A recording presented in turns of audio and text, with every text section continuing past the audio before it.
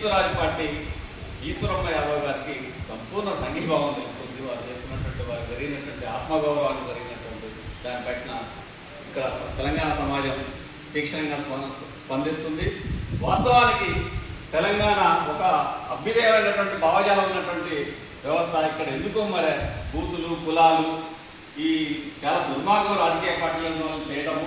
తక్షణమే ఎవరైతే ఆ రెడ్డి పిల్లగాడు ఉన్నాడో తన ఏజ్కి తగ్గ మాటలు కావాలి వచ్చి ఇమీడియట్గా అమ్మకి నమస్కారం చేసుకొని తప్పైందని చెప్పాలి.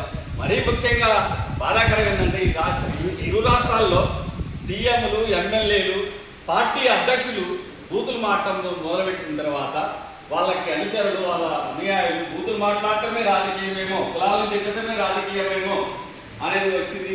రాజకీయ సామాజిక అశాంతికి దారితీస్తే రానున్న రోజుల్లో తీవ్ర పరిణామాలు ఉంటాయి. సమాజం నియంత్రించలేని స్థితికి వెళ్ళిపోతుంది. దానివల్ల అధిక జనాభా ఉన్నటువంటి వ్యవస్థ అది మళ్ళీ పౌరులకు వచ్చే అవకాశం ఉంటుంది.